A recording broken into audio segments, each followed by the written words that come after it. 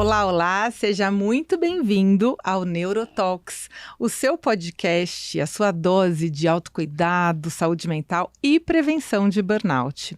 Hoje a gente está aqui num formato diferente, porque pela primeira vez eu tenho 3 convidadas, 3 mulheres incríveis, fortes, potentes e que tem um projeto incrível que elas vão contar aqui pra gente, cada uma com a sua história, mas que em algum momento isso se fundiu e elas criaram o Fuck My Brain. Então eu tô aqui com muita alegria diante da Marina Machado, da Luciana Chiesa e da Natália Mestre. Sejam muito bem-vindas, queridas. Olá! Um prazer estar aqui. Eu tava até meio tensa. Eu tava até meio tensa aqui pra apresentar, pra falar tudo certinho. Mas foi bem, né? Foi super bem. Foi bem, porque, gente, você entrevistar 3 apresentadoras, pelo amor de Deus, meu povo. Tô muito feliz. Obrigada por terem vindo. Obrigada a você. Eu sei que vocês são cada uma de um canto, né? A Marina, eu sei que mora aqui pertinho, né, Nossa, Mar? é ridiculamente perto. É quase... Eu posso pagar o condomínio aqui de tão perto. Maravilhoso. Mas a Lu e a Nath não moram tão perto, eu moro né? em São Paulo, mas eu moro lá na região do Morumbi, então é um pouquinho mais afastado. E eu hoje tô morando em Sorocaba. Voltei Delícia. pras minhas origens. Dependendo do horário, você chega antes da Lu. É verdade. Não é? E antes de mim, que mora em São Bernardo, Nossa, né? você, verdade. bom, é. Você Pelo amor de realmente ganha, Deus, ganha. pelo amor de Deus. Então, muito bem, sejam muito bem-vindas. Obrigada por terem aceito aqui o convite para a gente bater esse papo diferente hoje nesse formato aqui com 4 microfones. E eu tenho certeza que a gente vai trocar bastante. Primeiro eu queria começar perguntando para cada uma de vocês, assim, né? Eu sei que todas tiveram aí uma história de uma carreira sólida, bacana, cada uma na sua área. Eu queria que vocês contassem um pouquinho, brevemente, em que momento que vocês resolvem aí fazer essa, vamos chamar de uma certa transição e essa fusão para o Fuck My Brain, que tem sido um podcast maravilhoso, que eu participei, fui entrevistada, amei ser entrevistada por vocês. Então, conta um pouquinho pra gente, cada uma de uma vez. Devagar. Vai, Mar, a gente Eu? sempre... A Marina sempre começa. então Então tá tudo abre alas. É porque eu sou a menor do grupo. Eu sou a mais velha, mas a menor, tá? Tudo começa quando a minha mãe e meu pai... Não, tá, não. Eu fiquei a vida inteira sendo jornalista, né? Desde muito criança eu tinha muita definição do que eu queria fazer. E a vida profissional foi de jornalismo. Então eu fiquei na TV Bandeirantes por 24 anos. Desses 24 anos, 15 fui repórter do Jornal da Band. E eu apresentava como substituta todos os jornais possíveis e imagináveis. Então eu fui muito feliz e me realizei muito, porque era isso que eu queria fazer. Era um tesão danado fazer o que eu fazia. Até o dia que deixou de ser. Né? E é possível isso, e eu percebo isso com muita tranquilidade, que não é cuspir no prato que comeu, é entender que às vezes, aquilo que a gente ama atende às nossas necessidades e chega uma hora que você fala, eu quero outra coisa, ou eu aprendi tanto nesse processo aqui, que eu entendo que essas novas ferramentas, que eu não tinha há 1 ano, que eu não tinha 10 anos, que eu não tinha 20 anos, eu posso usar de outra forma, e isso sim começa a ser um chamado interno. Não foi uma coisa de um dia para o outro, foi um descontentamento que foi crescendo. Ai, Marina, mas não é o máximo ser repórter e apresentador? É o máximo. E totalmente amava o que eu fazia. Só que, de verdade, chegou um ponto onde eu falava, tá, já sei fazer isso aqui, o que eu faço daqui para frente? Né? E aí já tinha sido mãe de um, virei mãe do segundo. Com 40 anos tive meu segundo filho. Assim, realmente, fiz aniversário 1 mês depois ele nasceu.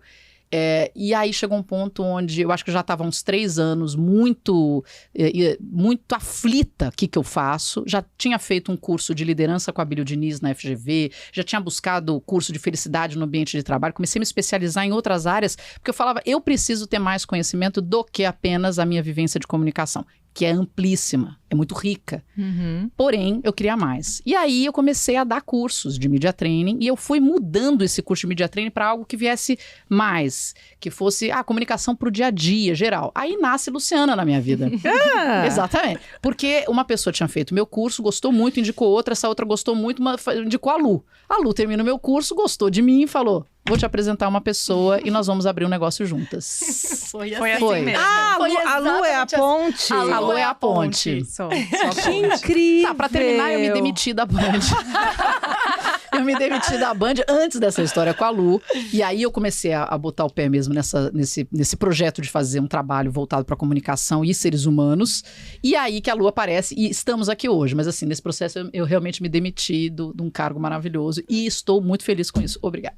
Que incrível! Isso é legal, porque aí só fazendo um parêntese, porque eu atendo, né, um recorte aqui para minha prática clínica, eu atendo muita gente que curte o que faz, ou que curtiu muito, ou que atingiu ali um nível dentro da tua profissão muito interessante, e chega um momento que vê que aquilo não faz mais sentido, né? E que legal que você sacou isso antes de adoecer, porque talvez se você continuasse insistindo em algo que não fazia mais sentido, provavelmente era o que aconteceria, né? Eu já chorava às vezes para ir trabalhar. Exato. Era um negócio muito desgastante, porque o ambiente estava tóxico, porque as pessoas já trabalhavam há muitos anos juntas, então o respeito também já tinha ido pro beleléu em algumas situações. Então aquilo ali realmente não me cabia mais. Eu precisava sair. Mas foi difícil, foi um processo interno que demandou muita aceitação. E eu não fiz isso no ápice de uma raiva, eu fiz isso com muita consciência. E levou, acho que uns bons 3 anos para chegar lá. Maravilhoso. E Lu, você é a ponte, então conta pra gente. A razão de tudo! Não, Da onde você nasce? Da onde então? eu venho, né? Minha mãe e meu pai. O que vive, com o que comemos, né, hoje. Na minha infância. Não, eu acho, diferente da Má, né, eu vou começar de trás pra frente. Eu fui mandada embora. Então, eu acho que é muito legal fazer esse paralelo, porque é ali que ela teve uma decisão muito consciente do que ela não queria mais, eu não. Eu sofri um processo de demissão. Um processo de demissão no qual eu estava numa empresa dando a minha vida, literalmente. Eu dei 100% ou mais do que, né, hoje a gente para fazer essa reflexão. E aquilo era né, a minha força motriz mesmo. Casada, com uma filha, mas eu lembro de conversas com o pai da minha filha, falando assim, você não consegue, Luciana, ir na farmácia, você faz shopper. Você vai ver onde está a gôndola, produto, né? O quanto aquilo realmente me consumia. E aí, de um dia para a noite, sem nenhum aviso prévio de feedback, vocês não estão performando, preciso que você melhore nesse comportamento. Ou, Lu, pega mais leve nisso. Você fazia o quê, Lu? Eu era diretora na Johnson's. Uau! Na minha carreira corporativa, né? 20 anos de carreira corporativa. Eu comecei em agência de publicidade, propaganda, depois fiz uma migração, porque eu falei, acho que eu preciso entender um pouco como funciona o cliente, fui trabalhar na LG, sempre na área de marketing digital, então eu sou realmente uma das pessoas ali do mercado, percussoras no mercado de marketing digital dentro das corporações. Tô falando lá de 2007, 2008, é bem diferente do que a gente tem hoje em dia. Fiz muitos projetos muito legais, né, de trazer a cultura da internet dentro de um ambiente que televisão sempre foi o 100% do investimento das marcas, então eu falo que o não eu sempre tive na minha vida, porque eu tinha que conquistar o sim, para alguém tirar um pouquinho do dinheiro da televisão ali no universo do marketing para colocar investimento digital e a gente testar, que é o muito legal do marketing digital, era o teste, você aprender que você tinha resposta na comunicação se você testava aquilo que a gente estava fazendo. Depois de alguns anos na LG, recebi uma proposta para trabalhar na Colgate, fui ser líder de marketing digital e comunicação integrada para a América Latina, cuidava do México para baixo, todos os países, as 3 categorias. Fiquei na Colgate quase 5 anos, e aí eu recebi uma proposta para ir para Johnson's para cuidar de uma área de comunicação, né? A gente fala que é uma área apoio às marcas. E depois de 6 meses recebi um desafio de cuidar de marcas. Então, dentro do mercado ali, né, das empresas corporativas, ele não é o caminho comum. Geralmente as pessoas sempre são marca, produto, para depois chegar e ali fazer uma especialização. Eu fiz ao contrário. Eu acho que foi um desafio muito interessante e eu sempre fui muito pautada no, tá bom, vambora, eu não sei fazer, mas vou aprender. Vambora, eu não sei fazer e vou aprender. E eu acho que eu fui muito feliz, né, em muitos dos resultados que eu tive lá dentro, mas recebi essa notícia sem aviso prévio, né? E quando você recebe uma notícia dessa sem aviso prévio, eu te falo 2 coisas que me chamaram muita atenção. A primeira foi que na hora que você é colocado numa sala, né? Te colocam numa sala, aí uma pessoa do RH, o seu diretor, você não sabe o que está acontecendo, te pegam no primeiro horário, você não abre seu computador. É assim, parecia CSI, né? Do dia pra noite você era um perseguido, estava prestes a ir, assim, ser, né, encarcerada. Vai deixar o FBI aqui, BOP, o que está acontecendo? Porque te tratam de um jeito muito, muito ruim. Mas eu lembro que foi em julho de 2018, no final de julho, meio de julho, e quando me falaram, a primeira coisa que veio na minha cabeça, eu falei, nossa, eu vou poder ficar com a minha filha. E me deu uma calma. Eu não senti ali, naquele momento, a dor, né, de ser excluída. Eu senti ali um alívio muito... Uma sensação que eu não esperava, né? Sua Nunca filha tinha tinha quantos anos? 5. Fazem 5 anos, né? Ela tinha 5 anos. Então, isso pra mim foi um primeiro, assim, alerta, assim, de sintomas, né? Dentro de mim, Nossa, e aí depois você sobe diretamente para o departamento ali fazer exame médico demissional. Aí eu lembro que eu entrei no banheiro, olhei pro espelho e falei, Luciana, por essa você ainda não tinha passado na sua vida. Vamos aprender com isso. Então ali eu saí com essa sensação, mas não foi fácil. Não foi fácil porque eu estava ali trilhando uma carreira, né, quase 20 anos no mundo corporativo, daquele jeitinho, né, fazendo tudo daquele jeito, e você, do dia para noite, você não é mais ninguém. E aí eu descobri que eu era a Luciana Chiesa de algum lugar, né, eu era a Luciana Chiesa da Johnson, eu era a Luciana Chiesa da Colgate, e do dia para noite eu só era só a Luciana Chiesa. Uau. Então, dali pra frente, eu acho que todos os meus projetos, fui morar fora, fiquei 2 anos nos Estados Unidos, tirei meu visto de trabalho americano, fui atrás, né, de outras coisas, mas ali eu descobri que eu precisava fazer uma coisa que você não faz geralmente nas corporações, fortalecer você e seu nome e não a sua marca. Então, dali em diante, eu comecei a fortalecer a Luciana Chiesa. E a minha vida depois disso sempre foi muito orgânica. Não tive uma trilha agora, vou voltar para o mundo corporativo. Voltei ao Brasil, pandemia, né? Fui chamada para trabalhar com consultoria. Comecei a dar aula, porque eu precisava arranjar fontes de renda, né? Eu não tinha ali uma carreira autônoma. E comecei a ter uma carreira autônoma do dia para a noite. E aí, com isso, eu comecei a abrir, ampliar, né, as frentes de fontes de renda, sabendo, assim, eu tenho capacidade, eu preciso fazer diferente, então vou, de novo, com curiosidade, explorar territórios. E aí, nesse meio do caminho, eu fiz um curso da Margem, tinha feito muito media training, mas eu acho que é sempre importante a gente fazer reciclagem, tinha um quesito ali de comportamento na pandemia, de vídeo, como você tem que ter um comportamento que é diferente do que a gente tinha até então. E nesse momento, eu estava dando aula no curso de especialização de marketing, que eu também nunca tinha dado, e aí estava dando aula também. E eu vi ali uma oportunidade para a gente fazer alguma coisa diferente, porque eu acho que tem um olhar que vem do meu propósito de dar de volta às pessoas muito do que eu aprendi. Né? Então, como eu posso fazer a vida das pessoas, né, e muito do nosso projeto com o olhar da tríade que a gente fala, eu tenho muita vivência, como eu posso fazer isso de um olhar diferente, né? Sem prejudicar a minha saúde mental, tendo um olhar transversal frente às coisas e trazendo realmente despertando essa frente. E aí, no meio do caminho, fui trabalhar com consultoria. Hoje estou à frente, né, na Oliver, que é uma empresa que monta agências in-house, sou diretora de novos negócios e negócios lá dentro. Então, eu aprendi que a gente tem várias funções, né? Assim como você tem seus pacientes, também tem seu podcast. Sim. Então, assim como eu também tenho o podcast, a Fuck My Brain, tenho outras frentes, né, de trabalho que me dão muita satisfação, né? E eu acho que a Fuck My Brain é um pouco disso. A gente reúne essa nossa força, né, de muitos anos de uma história para chegar até aqui e poder compartilhar e trazer olhares para o mundo frente a diversas situações e temas que são importantes para a gente trabalhar ali, né, uma sociedade um pouco mais, eu acho que mais calma, né? Legal. E aí, antes da Nath se apresentar e falar também o porquê do projeto, eu quero já colocar aqui uma questão, uma pergunta que serve para as 3, mas a Nath como porta-voz, que é assim, já eu entendi então que vocês resolveram se unir, né, para fazer algo juntas, entenderam a potência que tinha esse trio, que realmente é incrível, mas por que a área da saúde mental e do cérebro e tudo mais? Não, maravilhoso. Só pontuando a Lu, foi um cliente em comum que nos conectou também. Eu atendia esse cliente na minha empresa, na Emoticon, e a Lu estava numa consultoria, e quando esse cliente nos conectou, foi amor à primeira vista também, né, Lu? Foi muito. E aí depois chegou a amar. Mas, bom, vou contar um pouco de mim. Eu falo que eu teve 2 grandes transformações de carreira. A primeira foi por pura necessidade. Eu sou jornalista de formação, tive então uma vivência de mercado editorial em grandes revistas, e eu sou uma apaixonada por ser jornalista, essa é a grande verdade. Mas eu sou da geração que viu praticamente o jornalismo impresso se extinguir, né?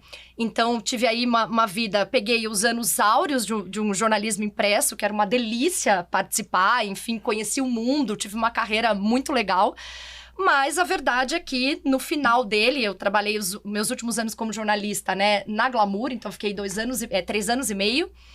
eu vi que o digital virou a menina dos olhos de tudo, né? Então, rapidamente, eu que entrei com o olhar da revista, rapidamente era a pessoa que pensava não apenas a revista, mas o site, o Instagram, o Facebook, ainda existia na época, né? A gente tá falando de uma época que não tinha TikTok, em 2013. Então, eu fui vendo que era uma questão de tempo do impresso perder aquele espaço. Porque na hora que você via venda, patrocínio, projetos, a verba já estava direcionada para o digital. Então, eu usei meu último ano na Glamour para começar a me especializar em marketing digital. Então, fui estudar, né? Fui fazer pós em gestão de comunicação, marketing digital. Fui estudar bastante de brand, de estratégia, que depois, né, hoje acabou sendo meu grande foco. Mas o fato é que, em 2016, eu peço demissão, assim, ou vai ou não vai. E as pessoas falavam, você é muito maluca. Quem sai da maior revista do país? Porque a Glamour, eu saí no auge dela. A Glamour era, assim, título de faturamento, prêmios e tudo, né? E realmente era tudo isso mesmo. Era um mundo cor-de-rosa. Eu lembro que eu recebia as leitoras todo mês lá. E as pessoas chegando na redação, gente, era como se elas estivessem chegando na Disney, sabe? Assim, era uma coisa. E realmente era aquilo tudo mesmo. Então, eu cheguei pra minha chefe na época e falei, olha, eu vou sair. Ela falou, mas como você vai sair? Você tem alguma coisa? Eu falei, não. Eu simplesmente decidi que se eu não sair agora, né? Eu tinha acabado de fazer 30, eu falei, se eu não sair agora, eu não vou sair mais. E era um olhar também que eu conseguia ver que todo mundo acima de mim estava muito próximo da minha idade. Então, também não tinha muito mais o que esperar pra crescer. E eu saí e falei, vamos testar no mercado. Mas, quando eu saí, era o ano de 2016... Era o ano das Olimpíadas no Brasil. Rapidamente, a P&G abriu um núcleo de um projeto para influenciadores das Olimpíadas, né? A galera que trabalhava lá me conectou. Quando eu fui vendo, fui trabalhando. Em setembro, isso era fevereiro. Em setembro de 2016, eu abri a minha empresa, que é a Emoticon. Então, nós ficamos de 2016 até 2020 como uma empresa 360 de marketing digital. A gente fazia tudo, atendemos aí vários clientes. Mas, no finalzinho de 2019, eu tenho o episódio de burnout seríssimo. E foi quando realmente veio assim, um estralo que modificou minha vida. Acho que explica também porque eu comecei a flertar com a área de saúde mental na minha vida. Porque eu sempre fui a pessoa que trabalha... assim, sem pensar, eu sou apaixonada por trabalhar. Eu sempre falo que eu faço qualquer coisa, eu vou trabalhando. Então, na Emoticon, eu queria tanto fazer minha empresa dar certo, que eu trabalhava, sei lá, 16 horas por dia. E eu comecei a adoecer. De 2018 para 2019, eu vejo uma curva, assim, enorme de adoecimento. Então, de muitos sintomas de ansiedade, óbvio, gritantes, mas também, assim, de um problema de intestino, de problema de pele. Eu desenvolvi, na época, uma tremedeira no olho que não sanava. Eu tive, em 2019 inteiro, uma reação ao WhatsApp. Sempre que chegava o WhatsApp, eu tremia e suava frio. Então, eu fui adoecendo até o dia que eu realmente tive um apagão. Você falou, né? Eu sei que você é super amiga da Isabela, né? Ela também foi lá no nosso podcast. Ela teve um apagão ao vivo. Eu tive um apagão numa reunião de fim de ano de resultados. E aquilo era, ou você muda ou você muda. Porque, imagina, eu tava com o quê? 35, 36. Meu pai, que é médico, falou, filha, você não chega nos 40 desse jeito. Trabalhando desse jeito, se cuidando zero, eu tava insanamente acima do peso, não me cuidava, não me exercitava, era aquela vida da pessoa que quer trabalhar. Conclusão, eu pelo menos usei esse episódio para modificar a minha vida inteira. Eu hoje tô morando no interior de novo, que é a minha cidade. Eu remodelei a Emoticon por mais uma vez para ser uma consultoria, para não ser uma agência, para não precisar voltar após pandemia. E nós nos conhecemos para um projeto de saúde mental que eu acredito que, assim, é tudo na vida da pessoa hoje, sabe? Eu acho que tudo que a gente tem vivido, né, com excesso de trabalho, né, com a gente realmente tomando para si esse desafio de precisar ser a sua gestora de carreira, de precisar se divulgar nas mídias e tudo mais, a conclusão é adoecimento. A gente não tem mais tempo para... Eu tava pensando esses dias, o telefone tirou o tempo da gente ficar sem fazer nada. Você não vai mais num mercado, num banco, sei lá, é que a gente também não vai mais no banco, mas lembra quando você conversava com as pessoas na fila do banco? Esse tempo de conversar ou de pensar na vida foi substituído pelo aparelho. Então, a gente tá ficando completamente louca. Então, acho que a Fuck My Brain, eu falo, primeiro é um encontro nosso, que é um encontro extremamente feliz, porque eu aprendo muito com elas todos os dias. E em primeiro instante, me curar, sabe? Eu falo que é a minha terapia, Fuck My Brain. Toda vez que a gente vai gravar e que eu escuto elas, ou escuto tanta gente incrível como você que passou por lá, eu tiro aqui pra mim, eu falo, nossa, Natália, você pode mudar isso daqui, você pode fazer essa alteração, você pode pensar diferente e tentar ser mais feliz, né? Tentar estar mais em paz com você. Perfeito. E acho que um ponto da sua pergunta da saúde mental, né? Quando a gente chegou no território de saúde mental, eu acho que é super interessante, porque a gente não chegou rapidamente nesse território. A gente, na verdade, quando a gente criou a Fuck My Brain, a gente estava querendo falar de saúde, mas saúde e comportamento, para fazer workshop, para palestra, para ter uma visão, os nossos booms, né? A gente começou... Então, a gente demorou aí quase 1 ano para ter certeza qual que era o nosso território. Porque a gente descobriu que nas nossas reuniões, né? E a gente fazia reunião online, as nossas trocas, elas eram tão fortes e muitas delas a gente acabava pautando em algum momento uma passagem sobre saúde mental. O quanto a gente queria, na verdade, usar da nossa história para fazer diferente na vida das pessoas. Então, todo mundo teve algum ponto ali que traz a saúde mental, não só como lado da doença, mas a prevenção, de você saber tomar decisão na hora certa, de você olhar para isso com carinho, de você não ter uma vida louca, né, de um checklist. A gente fala assim, nossa, a gente foi pautada a vida inteira em checklist. Por que eu não posso fazer diferente? Então, eu acho que chegar no território da saúde mental pra gente é um olhar de diálogo. Né, abrir um diálogo em cima disso, e tudo que a gente quer na Fuck My Brain é que as pessoas possam ter um olhar diferente frente a diversos temas, de A a Zinco, né? A gente pode falar de um episódio recente que a gente teve de mercado de cannabis, né, medicinal, que é super importante, quando a gente tem você lá dentro falando com a gente, um Christian Dunker, né? Então, assim, a gente traz esse olhar que as pessoas podem ouvir e entender, né, de uma forma diferente essas provocações que tangem sempre o universo da saúde mental. Perfeito. Marina, você, em que momento você dá o clique ali de, olha, saúde mental é importante para mim, assim, você teve alguma passagem, tirando esse momento que você diz, né, do fim do trabalho ali que você ia chorando, quer dizer, tem ali alguns sinaizinhos de esgotamento já, né, mas você já teve outras situações assim? É interessante porque eu não tive um episódio que me levou a um burnout ou uma depressão. Mas eu com 20 e poucos anos, 21 anos, eu fiz terapia e eu entendi como aquilo ali me municiou para a vida inteira, né? E quando a gente fala de saúde mental, e querendo ou não, eu como repórter trabalhei muito na área da saúde, que é a parte que eu mais gosto. Eu falo que eu sou uma cirurgiã frustrada. E ela entende muito! Ela entende mesmo. Já peguei um cérebro na mão, queria dizer. Verdade, você contou isso no nosso episódio. Peguei, super fofinho, simpático. A pessoa tinha Alzheimer, chato, tinha uma retração ali no lóbulo frontal, caso você tenha curiosidade. Mas, então eu sempre quis estar próximo da área da saúde. E a saúde mental nunca foi uma parte interessante, assim, que me chamou a atenção. Só que eu sempre gostei muito de ler, Ana. Sempre gostei muito de ler. E eu não gostava da ideia da autoajuda. Nunca. Porque eu achava aquilo de uma bobagem. Porque isso é pra gente fraca. Isso é pra gente que não tem estrutura, e essa não sou eu, porque eu sou maravilhosa. Eu sou fodástica, eu sou repórter, sou apresentadora. TV, lógico. Eu sou muito incrível, só o salário que não era, mas era muito maravilhoso. Que todo mundo acha que é brilhante. Imagina, baita mentira, ganha mal pra caramba. Por isso que a gente adora tudo de graça. Chama de...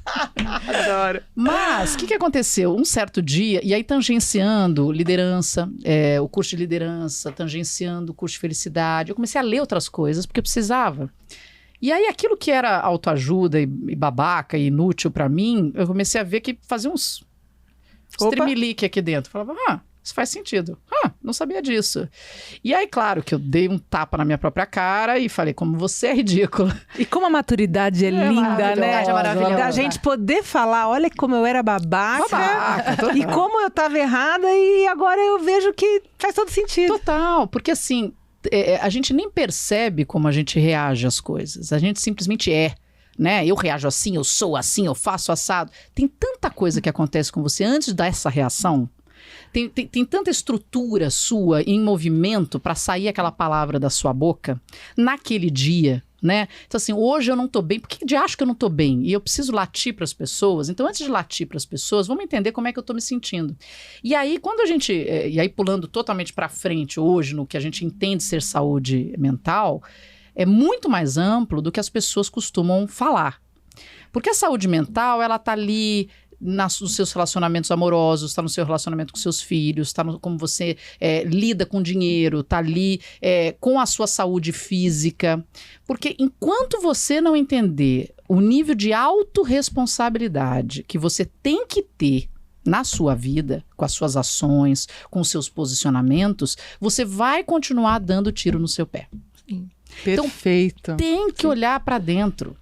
E é devagar, não é num curso, num bullet point que você vai ver no PowerPoint de alguém. Não, é um tal de olha para dentro e leva um tempo, porque você vai ter que aceitar um monte de coisa, vai ter que enxergar um monte de coisa que você não quer enxergar. Então tem um trabalho de psicologia, tem um trabalho de autoconhecimento, tem um trabalho medicamentoso para algumas pessoas que vão ter que aceitar que isso é parte do processo. Uhum. E aí você começa a andar para frente. E aí você começa a silenciar mais, aí começa a falar menos bobagem, ou começa a mudar um pouco a forma com que você se coloca no mundo. E aí a transformação é maravilhosa. E aí é a hora que eu acho que eu tô um pouco nesse lugar, assim, eu tô nessa jornada há uns 30 anos de terapia, né? Eu tenho 47, então 30 anos de terapia e recentemente tenho feito um mergulho mais intenso aí. E é incrível que quanto mais eu mergulho, mais eu vejo que eu não sei nada. Maravilhoso. E é tão legal e falar, gente, mas e agora? Agora eu tô mais perdida. E pra onde que eu vou e tal? É incrível, né? Eu tenho menos certezas do que eu tinha antes. Assim, eu entendo que tem caminhos que são mais lógicos, mais funcionais. Ó, isso aqui tem menos chance de dar errado, entendeu? Mas você fica mais aberto a ver que, tá bom, talvez não seja desse jeito, né? Uhum. Então, e ficou tudo muito mais saudável. E aí, olha as pessoas raivosas, umas tendo tanta certeza e brigando, eu falo, cara, pera, volta um pouquinho aqui, aguenta aí. Uhum. Você fica um pouco mais de boa, eu acho, nesse processo. Com certeza. Lu, você teve algum...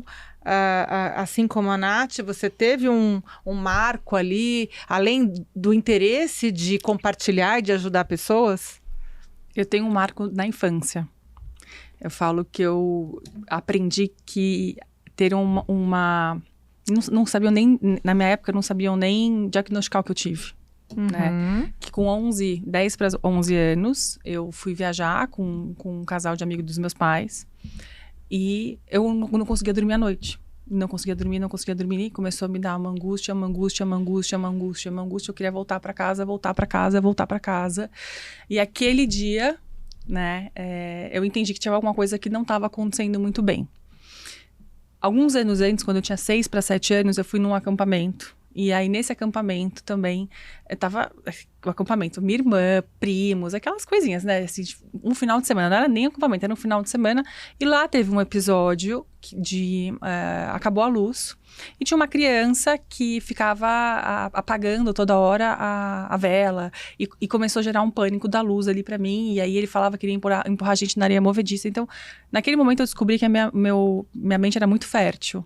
Ela me levava para lugares que eu não conseguia acalmá-la, né? Eu vivia naquela fantasia do medo. Então, eu falo que, na verdade, eu não tive um episódio só na vida adulta. Eu sou uma pessoa que convive com isso desde a infância.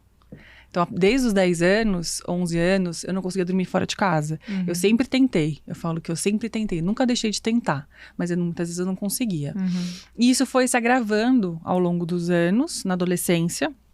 Então, viagem da escola. Então, comecei a estar com florais de bar. E eu acho que falta muito do letramento dos pais, né? Então, eu tenho um olhar muito, quando eu converso no nosso podcast, para tentar dar, né, informações para os pais, de acolhimento, muitas vezes, por ter sido uma criança assim. Fui muito acolhida pelos meus pais, só que eles não tinham ferramentas o suficientes naquela época. Eles conseguiram fazer com o que eles tinham, né? Claro.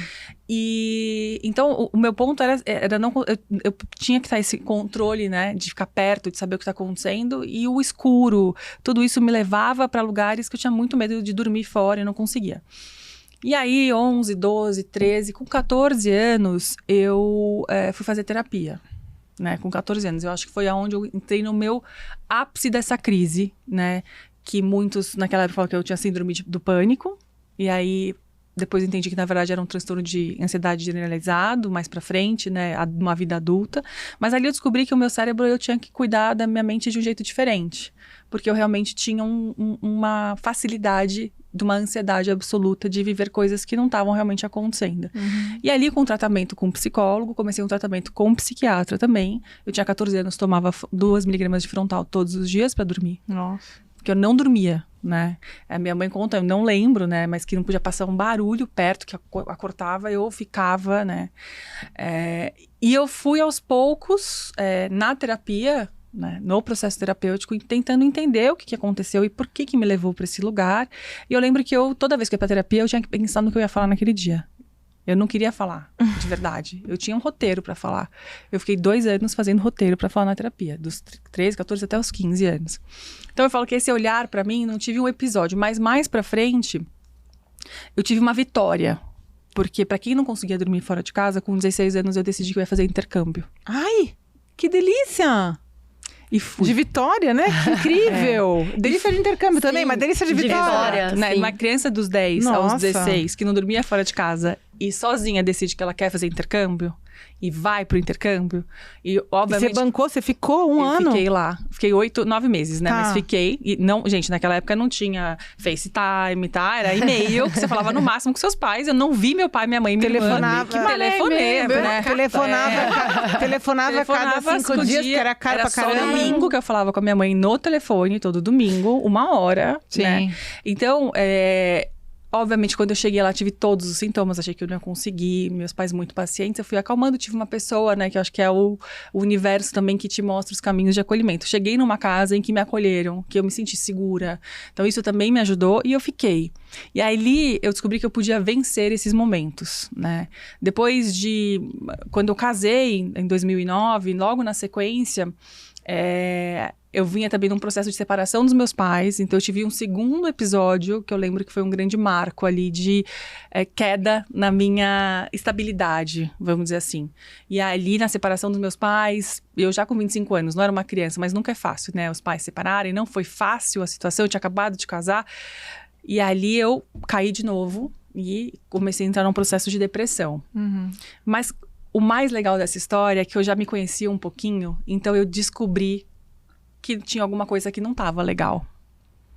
E ali, óbvio, né, com a minha mãe, meu pai, meu marido, na época, eu olhava assim, você não tá, tem alguma, né, eu falava que o glow, né, tem alguma coisa aqui que não tá legal.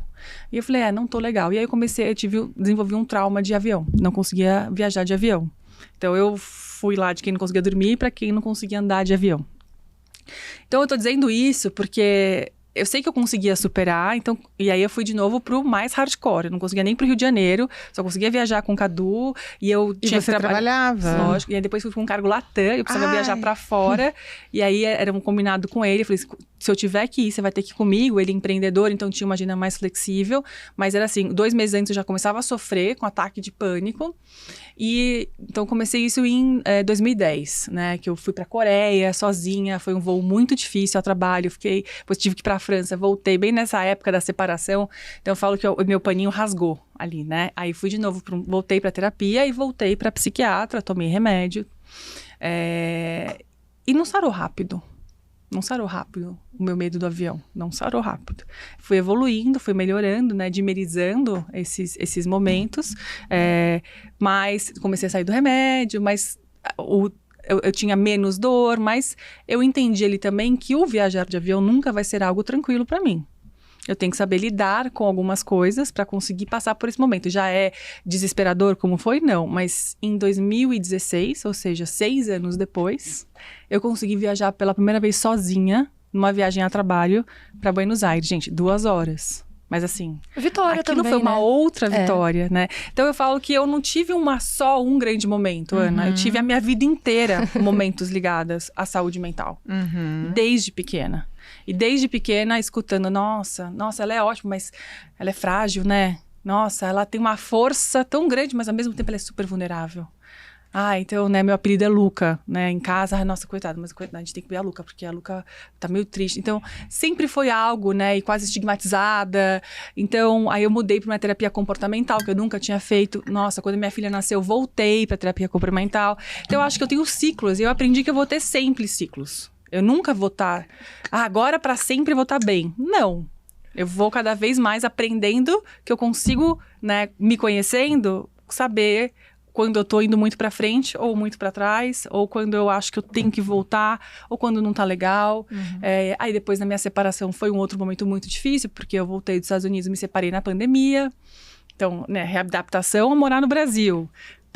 Né, sem meu emprego, aquela coisa, tendo que me reinventar com a minha filha, né? Eu tenho uma relação maravilhosa com o pai da minha filha, mas, de novo, eu tenho várias Lucianas ao longo dessa jornada. Então, a saúde mental é algo que eu acho que se tem um momento ali espiritual dessa conexão e de eu chegar nesse momento de dar essa voz e contar para as pessoas toda essa minha história, também é uma forma de conexão. Né, das pessoas entenderem que se eu olho ali toda a minha trajetória corporativa, ninguém sabe tudo que estava acontecendo por trás. Porque eu tô sempre lá. Eu nunca me deixei cair totalmente. E eu acho que isso aconteceu porque desde pequeno eu entendia que eu tinha que ter esses sinaizinhos e pedir ajuda. Isso que você traz é muito interessante, porque assim, quando eu falo que eu faço terapia há 30 anos, não é porque há 30 anos eu achava incrível o desenvolvimento humano, né? Deixa eu me conhecer melhor. Não, é porque com 16 para 17 anos, eu tenho a minha primeira crise de pânico, né? E sem entender nada, teoricamente estava tudo, entre muitas aspas, normal. E aí eu dirigindo, não, eu estava na praia, enfim, tenho a minha primeira crise de pânico. E aí começou também um transtorno de ansiedade generalizada, com crises de pânico, e eu com medicação durante muitos anos, até hoje eu faço acompanhamento com psiquiatra, então assim, partiu de uma dor muito profunda. E eu tô falando porque eu me reconheci com a questão do avião, eu também não viajo sozinha, hoje viajei também recentemente para Porto Alegre nesse congresso, foi minha primeira viagem sozinha, que foi uma putz de uma vitória, assim. Vitória. Fiz um post no Instagram, ligava pro meu marido, gente, olha que eu tô... E foi uma sensação de libertação, de vitória muito legal, muito incrível, porque até então era isso, congresso, convite para aula, para palestra, meu marido ia comigo. Isso limitava demais, né? E hoje eu ainda tenho uma questão com o meu carro. Então, assim, que é um pouco de agorafobia, né? O nome de quando a gente não acha que tem que ser socorrida rapidamente, né? Então, eu, por exemplo, eu tenho dificuldade com via expressa. Então, eu moro ali perto da Via Anchieta. Nossa. Então, é muito complicado porque eu pego a Anchieta para levar as crianças para a escola. Então, eu tô num treino constante, sempre para estar pegando ali a Via Anchieta, então, pelo menos até a escola, hoje, ok. Mas tem dia que eu não tô tão bem, eu já vou por dentro. Então, já é o meu parâmetro, se eu tô muito cansada, se eu tô muito, né? Então, por exemplo, se eu tenho que vir aqui para São Paulo, que é 1 hora e tanto de trânsito, eu não venho dirigindo. Tanto que o Marcelo tá lá sentadinho, meu amigo, meu querido, que vem dirigindo para mim, né? Que me quebra os galhos aí quando eu preciso, né, Marcelo? O pessoal fala, ai, que chique você tem motorista. Eu falo, não é chique, amor, eu preciso de alguém dirigindo para mim, né? Mas eu acho, gente, que é importante a gente conhecer as nossas dores, as nossas fragilidades, né? Eu gostaria que fosse assim? Não, talvez eu adoraria pegar o carro e sair dirigindo na estrada, seria maravilhoso, mas não é. O que dá para ser hoje não é isso. Quem sabe um dia, né? E tudo bem, né? Bem. Então, assim, normalizar acolher, que tá tudo bem, né? Acolher essa minha vulnerabilidade, essa minha fraqueza, essa minha humanidade, faz parte de quem eu sou, e eu acho que é um processo muito bacana e que me torna e que me fortalece cada vez que eu não brigo com isso, né? Não, eu acho total isso, Ana. Eu acho que a beleza da maturidade é quando você passa a se respeitar mais nas suas vulnerabilidades, a se conhecer mais e a se preocupar menos com o que as pessoas pensam sobre você, né? Eu nunca falei isso, tá? Primeira vez que eu tô falando isso. Ficamos muito felizes. Eu lisonjeadas. emocionada. Da F My Brain aqui. Maravilhoso. Você sabe que eu acho que ouvindo vocês falarem, eu acho que assim, vocês usaram todas as palavras constância, porque eu acho que quem já passou por várias coisas, então assim, eu, igual a Lu, me conheço como uma ansiosa desde criança. Eu lembro quando eu voltava da casa dos meus avós no domingo, que era a coisa que eu mais amava.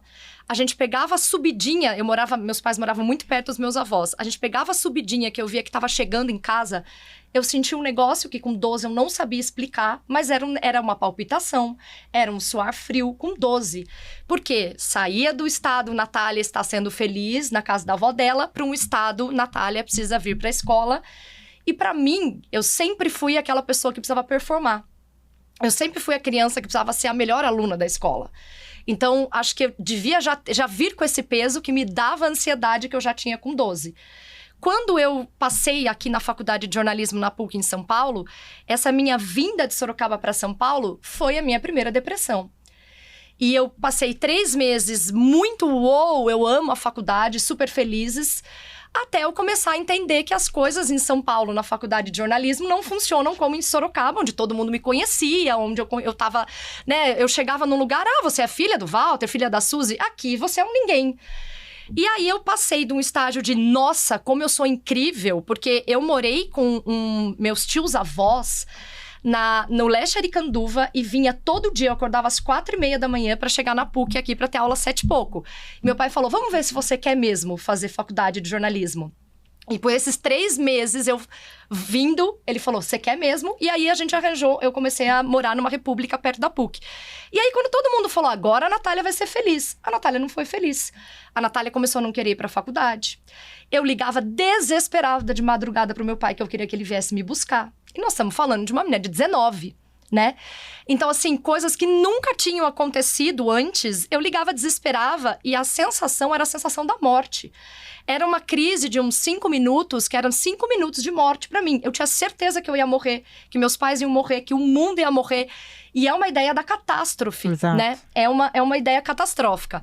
Então, tive sim que fazer um baita tratamento, mas eu fico muito orgulhosa porque eu não parei, eu tentei, sabe? Então, assim, eu fiz o tratamento e nunca deixei de ir na faculdade, então consegui, ok. E aí, eu acho que eu construo uma casca e faço um corte pro burnout, né? De coisas que eu não tava olhando. Eu simplesmente pus pra debaixo do tapete a Natália de 19, que teve a terapia, achou que se tratou com remédio, e fui. E eu chego em 2019 com uma terapeuta comportamental maravilhosa que me deu o primeiro insight da vida, que ela falou, Natália, por que é você que tem que se adaptar ao seu trabalho e não o seu trabalho que tem que se adaptar a você? Eu nunca tinha pensado nisso, porque era uma máquina de trabalho. E eu amava ser jornalista. E antes de ir pra Glamour, eu tive muito tempo de Isto É. No meu último ano de revista Isto É, eu fui ser repórter policial. Ninguém nem desconfia dessa passagem na minha vida. Nada a ver com a E eu Nath. era uma boa repórter policial. Você é ótima jornalista. Você vai onde você for, você vai. Incrível. E eu era uma ótima repórter policial. Eu estreiei, meu primeiro dia foi a morte do cantor Chorão. Eu consegui a única capa daquele... A esposa de Chorão falou comigo. Meu Deus. E não falou com o Valmir Salaro do Fantástico. Assim, foi meu orgulho de carreira na época. Tipo assim, gente, eu sou boa. Só que imagina, para uma pessoa ansiosa, o que era ser repórter de polícia? Você não tem rotina. E aí, aquilo assim, você tava vivendo, segunda-feira, falava, hoje eu vou ter uma semana normal. Ligavam, Natália, você precisa ir pra Santos, que morreu não sei quem. Natália, você precisa entrevistar um pai que acabou de perder 3 filhos. E eu chegava lá, e eu tenho dom de tirar as entrevistas das pessoas, então eles começaram a falar, nossa, você é boa. E começaram a me chamar. Só que até chegar numa tragédia, não sei se vocês vão lembrar, foi um menino da Brasilândia, que era o Marcelinho, que dizem que ele, com 12 anos, dirigiu da escola, matou o pai, a mãe, a avó e a tia-avó. Super. E os pais eram policiais. Sim. Uhum, Eu super. tava na redação, chegaram, falaram, Natália, você vai. Quando eu cheguei, eu peguei a cena do crime. Ai. Eu nunca tinha visto cena do crime. Quando eu cheguei, eu olhei e falei, Natália, isso não é pra você. Eu não dormia de pesadelo. Eu ficava sonhando com o menino, eu ficava sonhando com as pessoas que eu tinha visto. E aí eu falei, Natália, não é pra você. Fui pra Glamour. mudei, né? Completamente, falei, vamos sair daqui, vamos pro mundo rosa. Pasme, também não era pra mim. Porque eu também não gostava de um monte de coisa que eu falava lá. Eu achava uma puta de uma hipocrisia eu estar falando de dieta, de alimentação saudável, de padrões, sendo que aquilo, a ideia do padrão me fazia mal. Então eu falei, cara, não. Fui pra Emoticon, fui trabalhar, né? Falei, bom, agora sou eu, é minha empresa, eu com os meus clientes. E eu comecei a entender que, cara, você não pode ser refém do seu trabalho igual você é. Sabe? E aí, depois precisou eu ter burnout, acabar um casamento. Tipo, que eu... Realmente, os últimos anos de casamento, eu só tenho memória de eu trabalhando, mal tenho memória de eu com ele, como você vê como eu trabalhava. Pra eu olhar e falar, caraca, você precisa fazer a sua vida de um jeito onde o trabalho se encaixe. E eu cheguei no formato da consultoria porque eu cansei de ser uma agência onde eu não tenho final de semana. Onde no final de semana, no domingo à noite, eu não podia ir no cinema porque estavam me ligando, porque estourou um vídeo do YouTube, estourou uma crise digital. Cara, acabou. Então, eu realmente entendi que eu faço o meu trabalho hoje se encaixar na vida. E esse é um dos maiores aprendizados para mim, assim. Eu realmente tenho orgulho de dizer, hoje a Emoticon, ela é uma consultoria, o horário é esse, nós trabalhamos por projetos, eu respeito que não me chame no WhatsApp no final de semana, eu não chamo a minha equipe no WhatsApp de final de semana, sabe? Porque o projeto tá lá, tá controlado, tem uma lógica controlada. Porque você tá acessível sempre pro ansioso, não dá. Então, eu acho que eu vivo assim, sabe, meninas, em estado de vigilância. Uhum. Se você sabe onde te dói, eu acho que você tá o tempo todo entendendo se tá pegando naquela dor ou não tá pegando naquela dor, sabe? Então, me dói algumas coisas, eu vejo como é que eu me movimento pra ver se eu tô chegando perto da Natália da faculdade ou da Natália, principalmente, do burnout, sabe? Então, é constantemente me vigiando. Então, acho que isso a gente traz pra Fuck My Brain por quê? Falta informação. Falta ferramenta para as pessoas entenderem que dá para você fazer muita coisa para você ser melhor e ser mais feliz, sabe? No episódio anterior ao de vocês, eu entrevistei o Thiago Taton, que trabalha com mindfulness, né? E aí, conversando com ele, ele disse que também atende pacientes. Aí eu falei, nossa, então você trabalha muito, porque você atende pacientes e também tem o mindfulness e também não sei o que. Ele falou, não, nada disso. Ele falou, eu só trabalho 4 horas por dia. Falei, oi? Falei, nossa, amigo, acho que nem foi ao ar, acho que foi uma conversa de bastidor. Eu falei, caramba, você tá rico então, hein? Eu falei, porque eu tô ainda trabalhando, ralando aqui, né? Ele falou, não, você que pensa. Ele falou, rico nada. Ele falou, moro de aluguel, tô ainda morrendo de pagar boleto, minha filha quer ir para Nova York porque ela vai fazer 15 anos, eu não sei nem como é que vai ser isso. Ele falou, porque ela decidiu que não quer festa, quer ir para Nova York. Aí ele disse, mas nenhum nem outro eu tenho dinheiro, então nós estamos juntando ainda. Ele falou, só que eu resolvi que eu quero uma vida diferente, eu quero uma vida tranquila, eu quero uma vida feliz. Ele falou, eu tenho tempo livre, eu vou passear com meu cachorro, eu faço minhas coisas, enfim. E eu não sei, eu acho que cada vez mais a gente se perde dessa coisa, né? Desses conceitos e se deixa levar por essa coisa de preciso ter, preciso acumular mais, né? Vocês sentem isso? Eu acho que tem eu vivendo um momento agora, né? Eu estava conversando com as meninas de mudanças, né? Quando você você tá no outro trabalho, às vezes vem coisas que você não tá controlando, né? Você tem o seu ambiente, as coisas acontecem ao seu lado, você não tem controle. Eu acho que o que eu aprendi também, que é muito interessante, como eu tenho tentado levar isso para não entrar numa ansiedade de resoluta, porque eu sou uma pessoa de resolução, né? Eu falo que a palavra problema, para mim, é uma palavra que me move, não é uma palavra que me assusta. Isso é um problema, porque eu quero resolver o meu, do seu, do nosso, de todos. Eu tenho que aprender a resolver só os meus, o teu é teu, o meu é o meu. Mas eu acho que eu também aprendi a fatiar o bolo. Acho que esse é um grande exercício que eu venho trazendo recorrente para mim. Como eu não consigo, como eu faço para não chegar naquele grau quando eu tô com um alto volume de trabalho? É porque eu preciso fatiar o bolo. Eu não preciso fazer tudo no tempo que tem que ser feito, eu preciso fatiar o bolo. Então, eu falo para mim mesma, é um exercício constante. Como que é fatiar o bolo? Quantas coisas você tem na sua mão? Quantas que cabem? Não precisa fazer tudo ao mesmo tempo. Você não precisa ser perfeita e responder tudo a todos ao mesmo tempo. Escolha o que você vai fazer hoje. Escolha o que você vai fazer amanhã. Faça uma lista de tudo o que você tem que fazer. Tira da sua cabeça, né? Isso é uma coisa que eu faço muito. Eu tiro as coisas da minha cabeça. Eu escrevo. Psicografa. Eu psicografo, eu tiro as coisas da minha cabeça. Eu sei que eu tenho muita coisa pra fazer. Mas eu sei que é uma fase também. Então eu falo, agora eu tô num voo mais... né, num Boeing ali acelerado, mas porque eu preciso entrar nesse Boeing e tem que ter data para acabar, né? Para depois planar, né? Então eu acho que isso é uma outra coisa que eu aprendi diferente das minhas passagens anteriores, com volume de trabalho muito grande. Eu aprendi que eu tenho que saber a dose do quanto eu vou planar e o quanto eu vou acelerar. Né? E não deixar os gatilhos e a gente ter as nossas próprias sabotadoras, que agora você entrou no que você queria, agora você vai. Não, pera, volta. Então, eu venho fazendo uma prática que vem fazendo a diferença na minha vida, e eu era um pouco cética em relação a isso, mesmo sendo uma pessoa que busca a espiritualidade do Ho'oponopono. Eu era uma pessoa que, tá bom, vai ficar fazendo Ho'oponopono pra quê, gente? Lá vai, mantrinha, né, do YouTube, né, assim. Mas eu fiz uma vivência, realmente, que me mostrou que no meu corpo, e eu vou contar isso porque eu acho que é algo muito, muito importante. Eu vinha com o meu corpo, né, relatando, eu tava com muita crise de infecção urinária.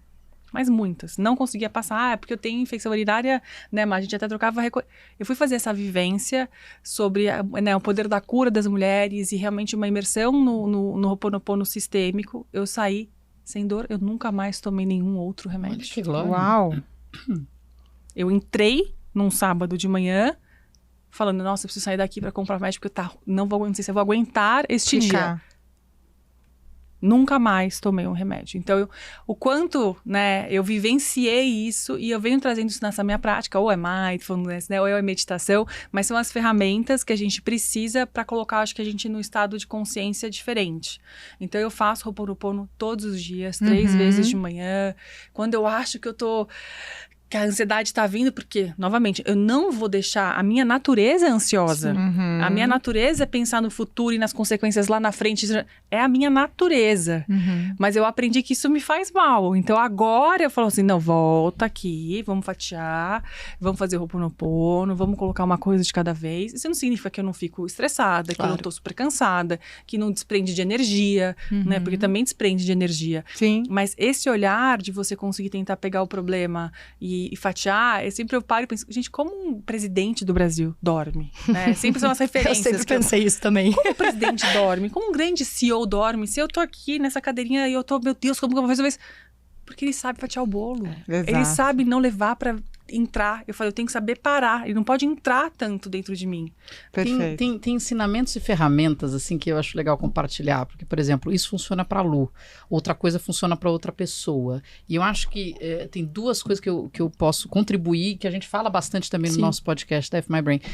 Um é um ensinamento que fez um clique na minha cabeça e que para mim foi assim, nada depois dali bate essa conversa, que vem do estoicismo, que é uma linha de filosofia, e eu li num livro, A Arte de Viver, de Epiteto. Fica aqui. Que óbvio, ela já fez nós duas lermos, agora estamos todas assim. Todas epitetadas. Vocês estão muito intelectualizadas. Vocês estão muito na frente, ai, não tô gostando.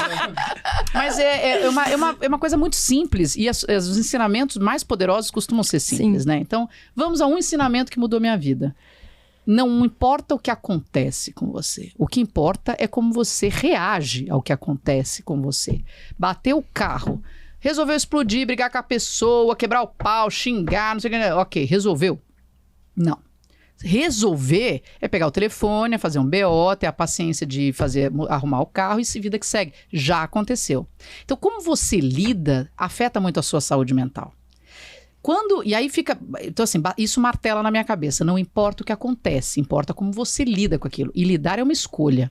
Aí vem a minha ferramenta, que eu numa conversa com a Nath, cunhei uma ideia de você ter um SAMU individual. Uau! É bom. Adorei! Você chama uma ambulância individual. Então, a Lu, por exemplo, quando ela entende que ela, preciso compartimentar, eu preciso separar, eu preciso... Fatiar o bolo? É um caminho que ela encontrou. Para mim, que também sou uma pessoa ansiosa e que reduzi absurdamente essa ansiedade ao longo dos anos, continuo tendo. Porque como é que eu reajo primeiro? Eu reajo com ansiedade. Só que é aquela coisa, como é que eu reajo? Eu reajo com raiva. Como é que eu reajo? Eu reajo com medo. Tá bom. Aí eu chamo o meu SAMU. O que é o SAMU individual? É uma racionalidade diante dessa explosão que vem de algum lugar. Então, se eu sei que eu reajo desse jeito, eu posso chamar esse SAMU e falar, opa, pera um pouquinho. Então, o que está acontecendo? Por que você está reagindo desse jeito com o seu filho, com o seu marido, com o seu chefe, com o cara que bateu no seu carro? Eu falo do bater o carro porque recentemente aconteceu. Eu estava saindo de uma vaga, uma mulher no celular batendo o carro. Você estava no celular. 1 segundo depois eu estava ok. Tá bom, então vamos lá. Resolver, né? E vamos resolver. O que adianta? E eu vou ter o desgaste, eu vou ter a gastrite, eu vou ter o câncer, eu que vou ter é desnecessário. A insônia. A insônia. Então, chame o seu SAMU individual. O Thiago Taton, ele acabou de falar que toda vez que ele tá passando assim uma situação onde ele tá para explodir, uma das coisas que o Mindfulness trouxe para ele é que ele resolveu que o caminho que ele encontrou é ir tomar um banho. Eu gosto de banho também. E ele toma um banho. Então, assim, ele não reage enquanto ele não sair desse banho, né? Claro que quando ele tá na rua, ele deve fazer alguma outra prática, mas como ele trabalha em casa e tal, ele vai pro banho, não fala com ninguém, vai pro banho, fica lá, ele falou que uns 6, 7 minutos, começa no banho quente, depois toma uma ducha fria, e aí quando ele sai, ele consegue Mas é ter a respirar autoconsciência, né? De você ver que algo está acontecendo dentro de você, peraí. E às vezes você tem que se ausentar do lugar mesmo. Às vezes você está tendo uma discussão calorosa com seu cônjuge ou com um colega de trabalho. Aquilo não vai se resolver bem quando está todo mundo acalorado. Então, às vezes, você tem que sair. Pera, eu vou tomar um café. De um segundo eu vou no banheiro. Me dá uma licença, a gente já volta para falar sobre isso. Porque eu preciso trabalhar algo dentro de mim que está saindo tudo errado. Ah, mas e o outro? Mas o outro é um problema do outro. E eu, né? O outro é um problema do outro. Eu é que tenho que ver. E veja, a pessoa tá me xingando, tá brigando comigo, não sei o que lá. Não importa o que está acontecendo com você. O que importa é como você reage. Se a pessoa tá aos berros com você e você mantém a tranquilidade, a grande chance, inclusive, é de baixar o tom. E pelo menos não vai ser uma coisa que te afeta negativamente, porque você está tendo controle sobre você. Então é uma consciência muito constante, que às vezes não vem naturalmente, mas aí eu falo, né, chama o SAMU e tenta botar essa consciência o mais rápido possível. E é um exercício, Ana, é um exercício. Você vai constantemente se pegando, comecei a reagir desse jeito, volta, não sei o que. E dali a pouco começa a ficar mais automático, e você vê que você vai levando a vida de forma mais leve, porque você talvez não ligue mais para umas coisas que você ligava. E para a saúde mental, pelo amor de Deus, isso é incrível, incrível, incrível. Maturidade. Eu tento, Ana, eu tô numa fase que eu tento que a ansiedade não chegue. Eu falo que eu tô trabalhando na fase pré das meninas ainda. Porque é o seguinte, eu ainda me coloco numa situação que eu acho que quando ela vem, eu, claro, tento... E a minha ansiedade, ela não vem de explodir, de xingar, de nada, mas ela vem de sintomas físicos muito grandes, sabe? Então, assim, ela me paralisa. Quando eu tô ansiosa, eu não raciocínio direito. Eu tiro todo o meu melhor, assim, eu já falo pras meninas, gente, é nítido quando eu tô ansiosa. Eu já falo, gente, hoje eu tô muito ansiosa. Então, o que hoje eu tô fazendo? Eu tô tentando criar uma rotina que me deixe menos ansiosa. Então, uma coisa muito boa que eu fiz eu não vejo mais o meu telefone a hora que eu acordo. Porque antes eu acordava 7 da manhã, pegava o meu telefone. Não vem nada de bom no seu telefone. Não tem a pessoa dizendo, bom dia, Natália, eu te amo, você é incrível. Não tem. Eu posso mandar você isso. Pode... Amiga, você é fofa. Eu vou mandar. Adorei. Eu vou passar a ver, então. Então, assim, tem cliente falando alguma coisa que ele resolveu abrir um projeto de 3 meses atrás, às 10 da noite, sabe assim? Então, eu não vejo mais. Eu simplesmente acordo. Hoje, abro a janela, olho o dia, isso faz uma puta diferença pra mim. Eu faço isso. Sabe, eu olho e falo, hoje vai ser um dia legal. E eu ainda piso de pé direito. É ridículo, eu sei, mas eu juro que eu acredito que faz sentido. Eu vou de pé direito que eu falo, tô entrando muito bem nesse dia. Eu abro, venho, não vejo meu telefone, pego, ponho minha roupa de academia, levo meu cachorro pra passear. Isso é maravilhoso, o momento que eu tenho com o meu torresmo, meu amor da minha vida. Esse horário que a gente passeia é um horário que eu penso na vida, que eu tenho ideias, que eu saio do torresmo, vou pra academia. Depois que eu vou pra academia, claro que a gente tá falando de muita coisa cedo. Depois que eu vou da academia, que eu malhei, que eu andei que eu fiz bike, que eu endorfinei, porque atividade física pra mim é remédio. Não dá pra eu tirar a atividade física da minha vida, senão acabou o controle. Eu volto, tomo meu café e falo, agora eu vou ver o que vai acontecer. Incrível. 9h30, e aí eu começo. Tudo bem, esse é o impacto de uma pessoa que tem uma vida que não sai cedo do trabalho. Não saio. Né? 8, 9, eu ainda tô trabalhando, ainda, né, tô. Mas eu escolhi, pelo menos, que amanhã eu não esteja tão, assim, na ativa, né? É uma troca. Isso, pra mim, faz com que eu tenha controle da minha rotina e não tente chegar na situação da ansiedade. E também gosto de rituais. Então, eu coloco velinha no banho, coloco música, mantrinha no banho. O banho, pra mim, é igual do seu convidado, né? Que você mencionou. É um lugar mágico, assim. Parece que tudo vai embora, eu raciocino melhor, sabe? Então, é isso. É ir se conhecendo. Eu entendi que não dá pra deixar eu jogada, porque eu jogada eu fico caótica. E no banho rola uma intuição, assim, não sei se vocês percebem isso, mas é a hora que as minhas coisas vêm, assim, não sei, eu Tem tenho uma correntes, intuição. né, que falam do poder da água, Gente, né, de levar muito dessas energias. É a hora eu que vem concordo. tem umas coisas, assim, que eu falo, nossa...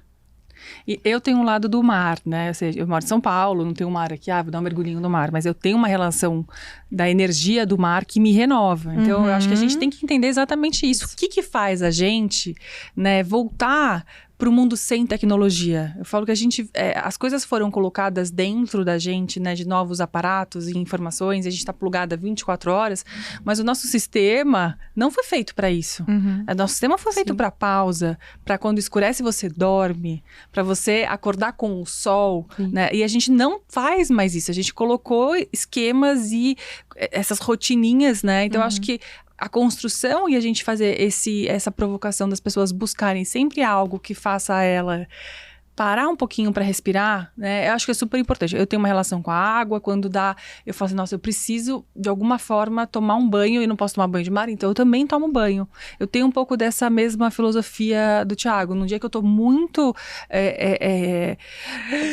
né, que eu falo que eu tô transbordando, assim, que eu tô até com a respiração diferente, sim, eu preciso do banho, eu preciso do banho. Eu acho que tem uma outra coisa que é aprender as minhas fases. Então, por exemplo, eu tô numa fase que eu não tô conseguindo fazer o exercício físico que é tão importante pra mim também, mas é uma fase.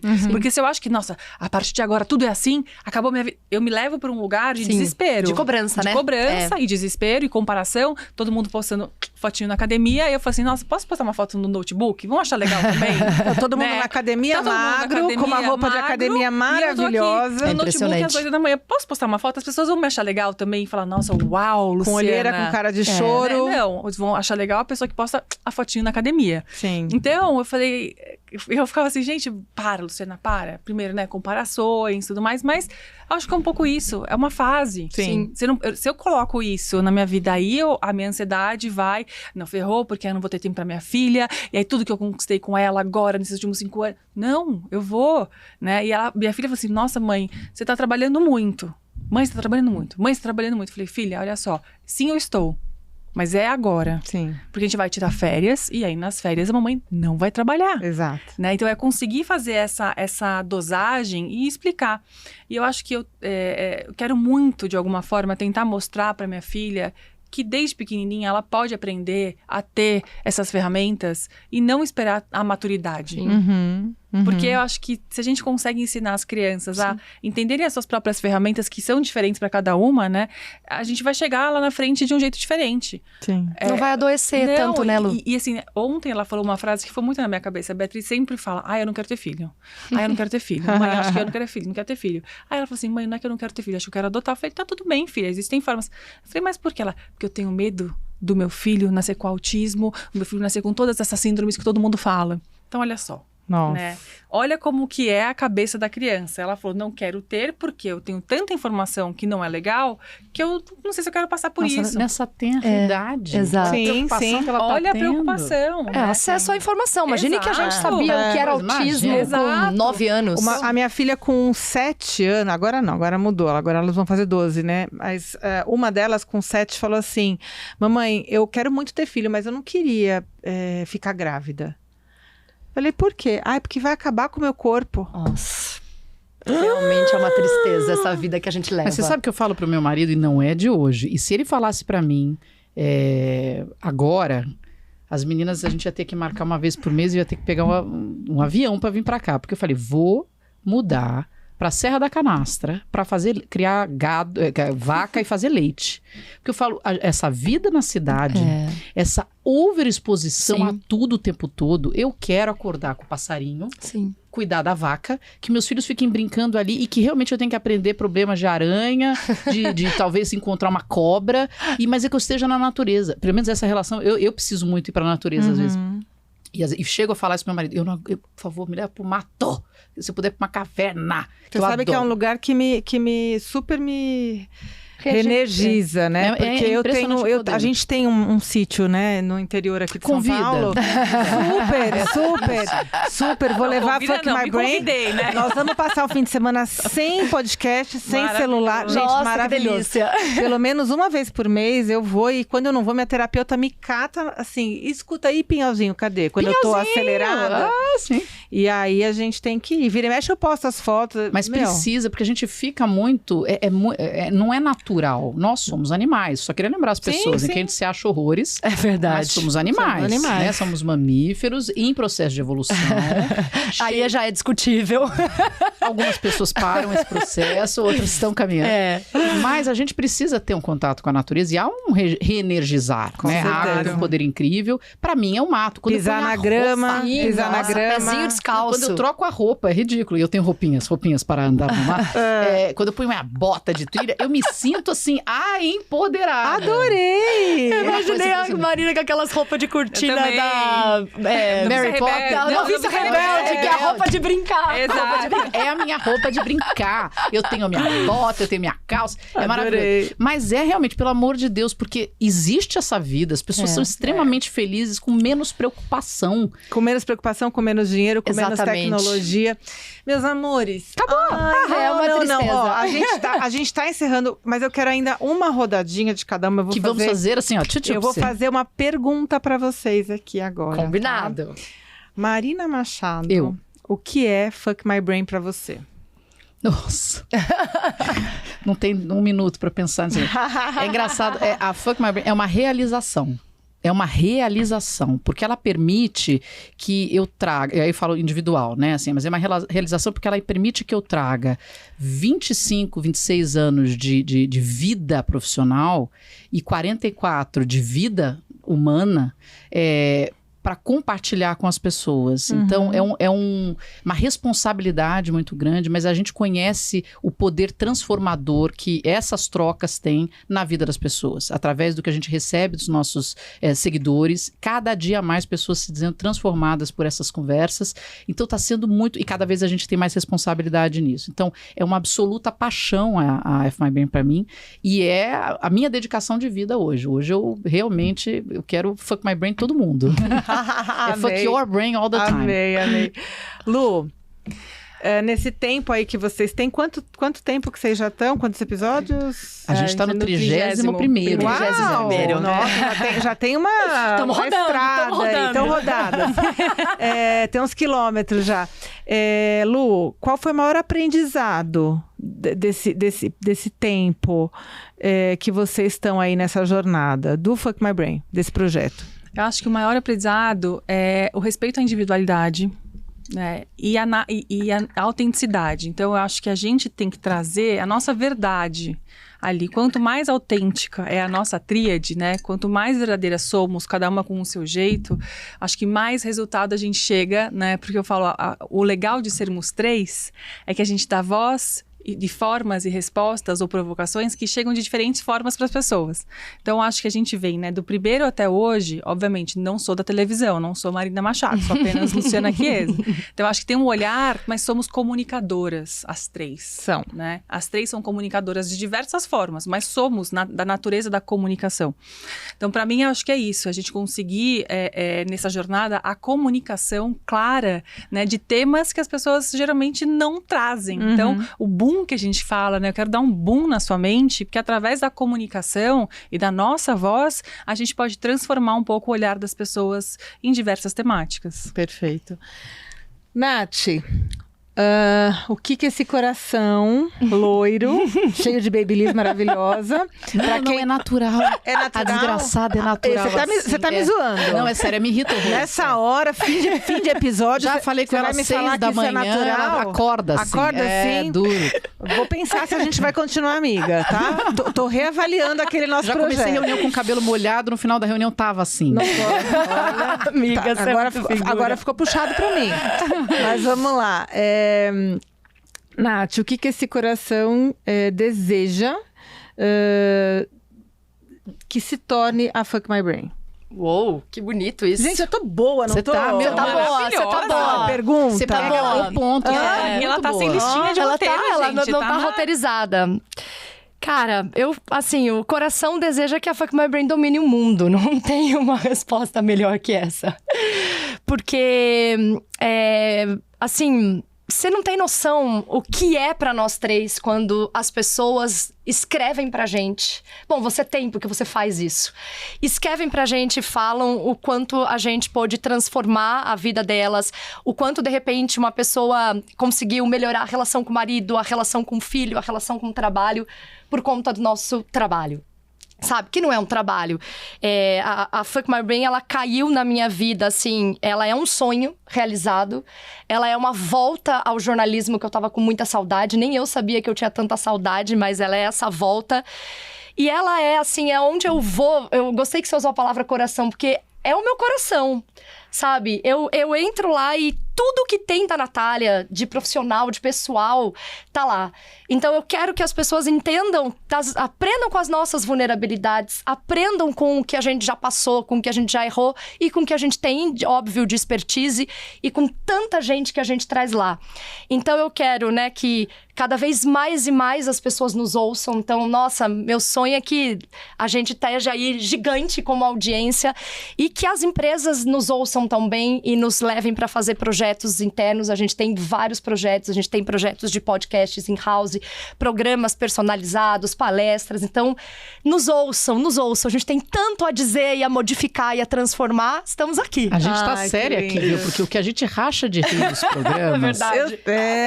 A gente foi, eu acho que muito séria nessa conversa. Eu tô controlada nesse programa. Você tá É que a gente tem erros de gravação maravilhosos, cenas engraçadíssimas, grandes catarses. Crise de riso. Risadas ótimas também.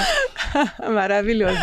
Então, pra gente poder, né, ampliar aí essa voz, eu queria aqui agradecer a vinda de vocês aqui no Neurotalks. Foi, acho que, uma pequena colaboração para que esse projeto ganhe voz e alcance mais pessoas, né? Porque vocês três são pessoas que iluminam onde vocês passam, vocês têm uma mensagem muito forte, muito, muito, muito bacana. E são mulheres poderosíssimas, né? Poderosíssimas. E se você que está assistindo a gente entendeu, né, o nosso... A potência desse projeto, né? E você também quer compartilhar isso com mais pessoas, não deixa de mandar esse episódio, marcar se você tá aqui no Insta, curte e manda para todo mundo pelo WhatsApp, enfim, a gente precisa fazer com que o Fuck My Brain chegue ao maior número de pessoas pra gente fazer o coração dessa loira com esse cabelo. A gente precisa fazer o coração dessa loira com esse cabelo maravilhoso ficar quentinho e gostoso, tá bom? Gostou, muito né? Foi um apelo, foi um apelo. Amei. Aliás, marcas de cabelo podem nos patrocinar. Não, gente, eu acho. A Kerastase tá perdendo tempo, né? Muito bom. Gente, obrigada, viu? Adorei. Obrigada, gente. Ana, foi um prazer. Obrigada pelo espaço, pela conversa, pela provocação. E parabéns pelo seu trabalho. A gente te roubou primeiro, depois você roubou a gente pra cá, porque há uma admiração mútua, né? Então, muito obrigada. Muito obrigada. Ah, Ana, você já tá no meu coração, né? Aqui a gente já tá numa outra relação. Não, a gente estava construindo um possível novo projeto pro ano que vem, mas agora que eu descobri que isso é natural, vou repensar. Não quer mais. Vou repensar, minha amiga, vou repensar. Brincadeira. Gente, obrigada pela audiência, pelo carinho de vocês, por terem nos ouvido, nos escutado, por terem assistido. E compartilha com todo mundo, se inscreve no canal e ativa lá o sininho, tá bom? Beijo, até o próximo episódio. Tchau, tchau.